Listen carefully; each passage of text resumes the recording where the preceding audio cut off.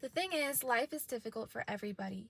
None of us makes it out alive. It is the most difficult school or series of tests that we will ever have to endure. And life is not meant to necessarily be enjoyed. Actually, it is meant for the spirit or the soul to grow and to transform into its highest potential, which ultimately will result in liberation or will result in going back to our Creator. Our soul is within this material manifestation of a human being. And so we experience life from the limitation of the five senses that human beings carry, the six senses, including the mind. So we cannot see what other beings can see. We cannot interpret life the way higher or lower beings can interpret life. So we are very limited by our senses. So actually, to transcend the senses is the ultimate goal of life, because when we can transcend the senses and come back to the seat of the soul and realize who we are, this is self-realization, then what happens is we are awakened to the fact that we're just visiting here. We awaken to the fact that we are infinite beings, that we have never actually been born. It's just that we've been placed in the body. And we're never actually dying or dead, or we never cease to exist. We just shed the body. So this brings up a whole new set of circumstances to what we previously thought to be true. Now, instead of us being limited beings, and instead of everything in life being so serious and taken so seriously, we can actually use this human form of life as an opportunity to play in the ways that we can and understand that we are here to experience soul growth. The only way to experience soul growth is to face, understand, and pass lessons, pass the tests that we have to incur. And for each person, these tests are going to look different, but they're always going to result in some sort of calamity or sadness or weakening of the spirit or depression or loss of some sort, because these things actually transform the nature of the condition of the soul. These things actually catechise the soul into growth.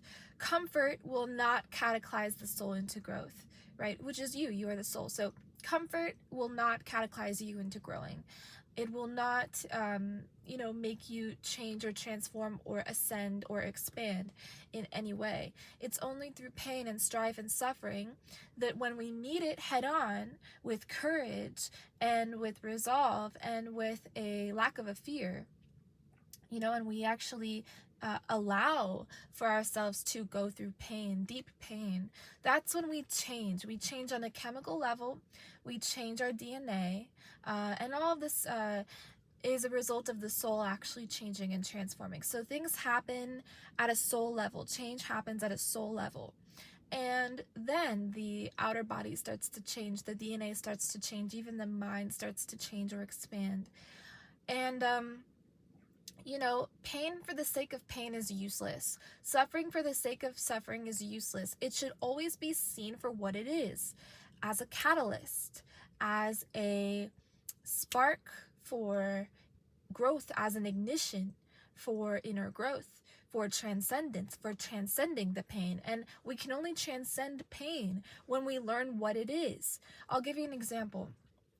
I had my very first spiritual awakening at 19, and it was from a series of events that led me towards meditation. And so I started meditating, and I was very heartbroken. I was in a lot of pain, inner pain, turmoil. Actually, I was suffering from something called dissociation, which I don't know if I've ever talked about this, but essentially I had no identity.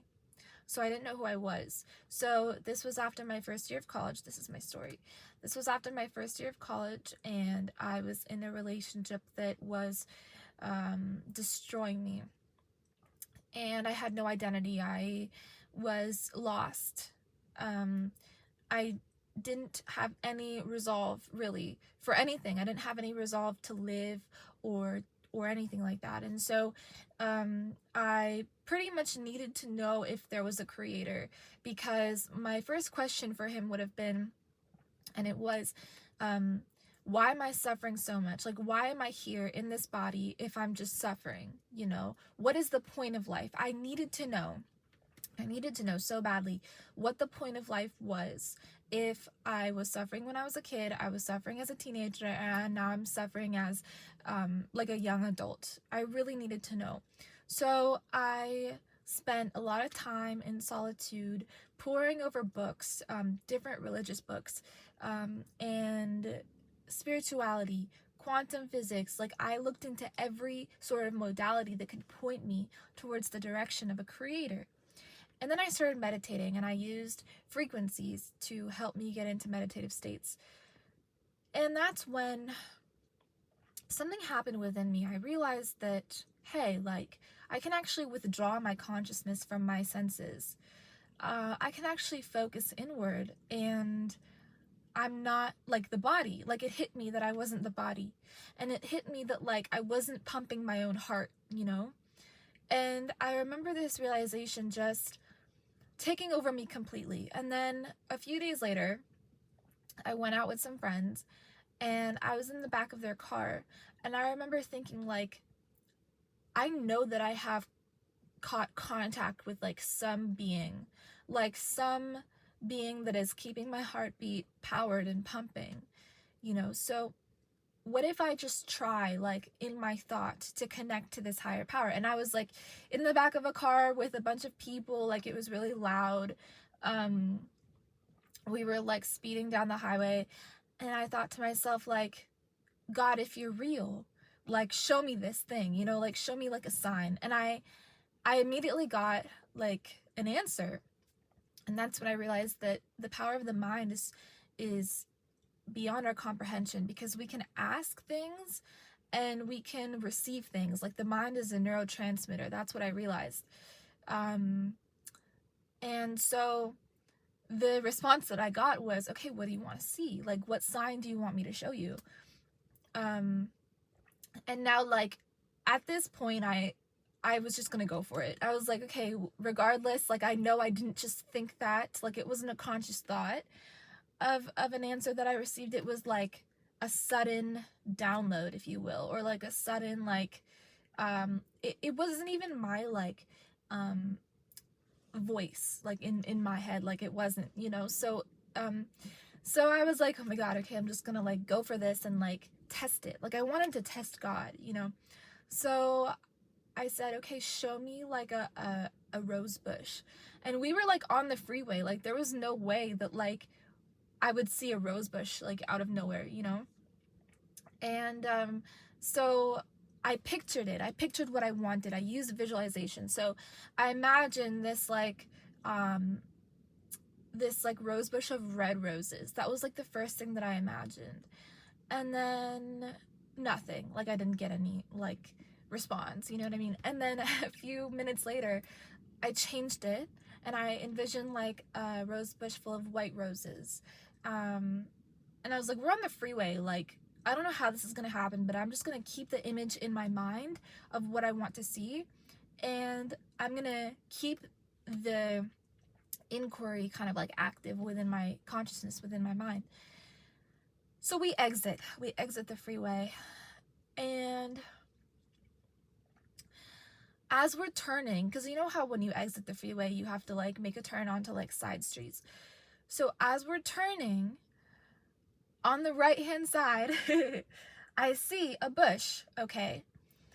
And I was like looking at it to see if it's what I was picturing, and it wasn't, right? And so we were moving, like constantly moving. Slowly, the bush started to like become bigger, like basically like on the street that we were on, like it was a continuous like shrub basically. And suddenly, out of nowhere, in the dark too, mind you, I see flowers, pink flowers, like covering it, you know, like as we're driving. And as we're driving more and more, there are more and more flowers like appearing on like this shrub. And they were pink, and they were roses. And so I thought to myself, like, okay, they're pink. Like, why are they pink? Like, I asked to see like red, then I asked to see white, you know? And then I realized that because I wasn't clear about the sign I wanted to see, the universe had shown me both. like, you know? And so that's when I realized, like, God, it does exist, and God is a force that is listening to us all the time, and he responds to us in different ways through different situations and circumstances, and God is within. God is within. And I nearly cried. Like, I was so happy to know that we are constantly being listened to. We are constantly being listened to. We are constantly being protected. We are constantly being cared for. And I did this a few more times. And each time I had asked to see something, it was shown to me. So I asked to see, like, these are not important at all, but I asked to see, like, a certain sign. It was shown to me. And then I asked to see something else, and it was shown to me as well. And I went home knowing more than I had before, and than I ever had before, really. And that's when I discovered that, like, we all have this connection to our creator that we can tap into at any time, and it's always there for us, and we don't need to feel so alone. We're not alone. Like, again, something is taking care of us, something is protecting us and powering our heartbeat, and we think that we are so powerful. Like, we think we make things happen, and on some level we do, but it's by the grace of God. Like, it's by the grace of our creator that we make things happen, or that we can make things happen. Because who's facilitating all of this, you know? Who's allowing for us to inhabit this realm? And of course, like, on some level, we did choose to come here for the purpose of growth, because if we didn't need to be here on this planet, we wouldn't be here. That's how perfectly God operates. That's how perfectly the universe operates. So because we are here as human beings, and we have the fortune of being able to connect to our creator and serve ourselves and our communities and the global community at large, right? We should take advantage of every moment that we have. And this dawned on me, like, this just, like, hit me so hard that time, and I never stopped having awakenings after that. That was the beginning of my spiritual journey, and since then I've had multiple awakenings. I've been through lots of physical changes. I've been through lots of mental changes. I've had a lot of information deposited into me for the purpose of sharing and teaching and giving and spreading and loving. And I've also had the fortune of just being able to, you know, like, help in the way that I can, you know.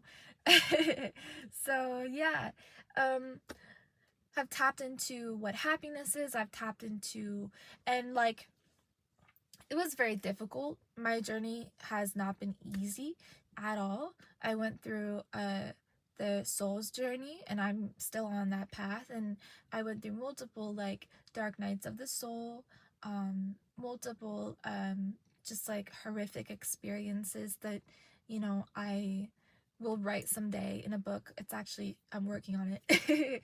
And yeah, just multiple things that, like, the average human being probably will never experience.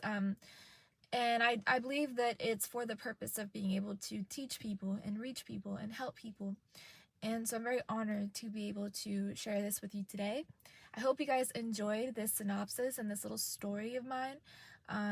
If you want to hear more, you definitely can let me know what you want to hear, and I'll be happy to share more with you guys. This was just my first awakening story. And like I said, I want you guys to know that we always have help at our very thought, at our very inquiry.